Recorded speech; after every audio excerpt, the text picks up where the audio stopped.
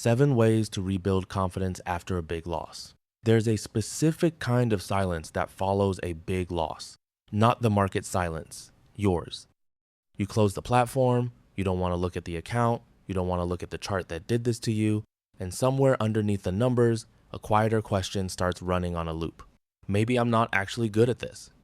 If you've felt that, you're not broken and you're not alone. A big loss doesn't just take money, it takes your certainty. And rebuilding that certainty is a completely different skill from the one that got you trading in the first place. Today, I want to walk through 7 specific ways to rebuild real earned confidence after a loss that shook you. Not hype, not just believing in yourself, but a practical process for getting your footing back. Most trading content treats a big loss like a technical problem. Wrong stop placement, wrong position size, fix the mechanics, move on. But anyone who's actually lived through one knows the damage isn't only technical. It's the hesitation on the next setup, the second guessing of a strategy that used to feel automatic, the way your hand hovers over the mouse a little longer than it used to. That hesitation isn't weakness. It's your mind trying to protect you from a repeat. The problem is, left unmanaged, that protection instinct doesn't just stop bad trades, it starts stopping good ones too.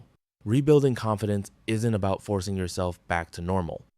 It's about rebuilding trust with your own decision making, one honest step at a time. Here are 7 ways to do that. Way 1.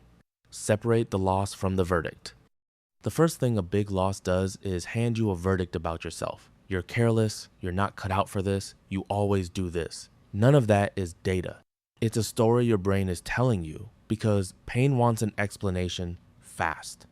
Before you can rebuild anything, you have to pull the loss apart from the verdict. The loss is a number and a sequence of decisions. The verdict is an opinion you formed in a moment of maximum emotional heat, the worst possible moment to form an opinion about your own competence. Here's a practical step. Write down exactly what happened in neutral language as if describing someone else's trade. Then, separately, write down the verdict you gave yourself. Reading them side by side usually makes it obvious how much harsher the verdict is than the facts support. Way 2. Rebuild through small, verifiable wins. After a big loss, the instinct is often to go big to prove something to yourself, to the market, to anyone watching. That instinct is exactly backwards. Confidence isn't rebuilt through a single redemptive trade. It's rebuilt the same way it was originally built, through a series of small, correctly executed decisions that you can actually verify were good, independent of outcome. Drop your size. Take fewer, cleaner setups. Give yourself a stretch of trades where the entire goal is proving you can still follow your own rules, not that you can still make money fast. The money follows the rules. It rarely follows the rush to feel okay again. Way 3. Study the loss until it stops being scary. Avoidance feels protective right after a big loss, but it's the thing that keeps the wound open. Every day you don't look at what happened, the loss stays a vague, looming threat instead of a specific, understandable event. Go back through it properly, not to punish yourself, but to understand it. What was true about the setup when you entered? What changed? Where, specifically, did the plan and your actions diverge, if they did? Sometimes you'll find a real mistake. Sometimes you'll find a well-executed trade that simply lost, which is a different and far less damaging discovery. Either way, a fully understood loss is just information. An unexamined loss is the one that keeps haunting your next 10 trades. Way 4. Replace vague fear with a specific rule. Big losses often leave behind a fog of general anxiety, a sense that something might go wrong, attached to no particular cause. Vague fear is corrosive because there's nothing to act on. It just sits there, draining your decisiveness. Turn the vague fear into a specific rule. If the loss happened because you sized up on a low conviction setup, the rule isn't to be more careful. Its size only increases when 2 specific conditions are met. A rule you can point to when you're calm becomes a handrail you can hold onto when you're not. Specific rules don't just prevent repeat mistakes. They give your nervous system something concrete to trust, which is often what confidence actually is. Not the absence of fear, but a system solid enough that the fear doesn't need to run the show. Way 5. Talk to someone who won't let you catastrophize alone. Left alone with a big loss, most traders' minds do the same thing. They generalize. One bad trade becomes, I always do this. One rough month becomes, I'm not built for this.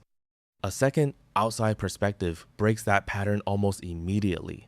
Not because someone else fixes your trading, but because saying it out loud to another serious trader exposes how much of the story is exaggeration. They'll usually ask the two questions you avoided asking yourself. What actually happened, and what are you going to do differently? You don't need a formal mentor for this. You need one person who will listen to the details instead of the drama and hand your perspective back to you slightly more accurate than it was before the conversation. Way 6. Track the right kind of evidence. If you're only tracking your profit and loss, a big loss will always look catastrophic because profit and loss has no memory of good decisions that simply didn't work out. You need a second ledger, one that tracks decision quality, independent of result. Did you take only setups that matched your criteria this week? Did you size appropriately? Did you exit according to plan rather than panic? Keep score on that, separately from the account balance. Confidence rebuilds fastest when you can point to concrete, recent evidence that you're making good decisions, evidence that doesn't evaporate just because the market didn't cooperate on a given day. The account balance lags. This second ledger doesn't. Way 7. Give the rebuild an honest timeline. The final way to rebuild confidence is the one most traders resist the most, accepting that it takes longer than you want it to. There is no single trade, no single green week that undoes what a big loss did to your certainty. Trying to force that outcome usually just produces more emotional trading, which produces the exact repeat performance you're trying to avoid.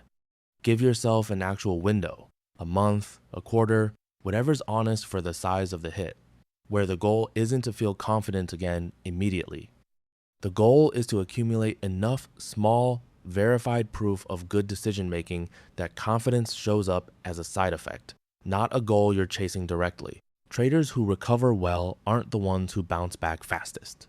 They're the ones who stop expecting themselves to. Whether you trade Forex, stocks, futures, crypto, indices, or options, none of these 7 ways are about the specific market that hurt you. They're about the relationship you have with your own judgment after that judgment lets you down. A big loss will always feel, in the moment, like proof that you can't do this. It rarely is. More often, it's proof that you're trading in a real market with real consequences, and that the version of you on the other side of this, slower to overreact, quicker to verify, harder to shake, is a stronger trader than the one who took the loss. The account can be rebuilt. The process can be rebuilt. And so can you, not by forcing confidence back into place, but by earning it again, one honest decision at a time. If you're in that quiet, uncertain stretch right now, that's not the end of your trading story. It's just the part before the chapter where you got better.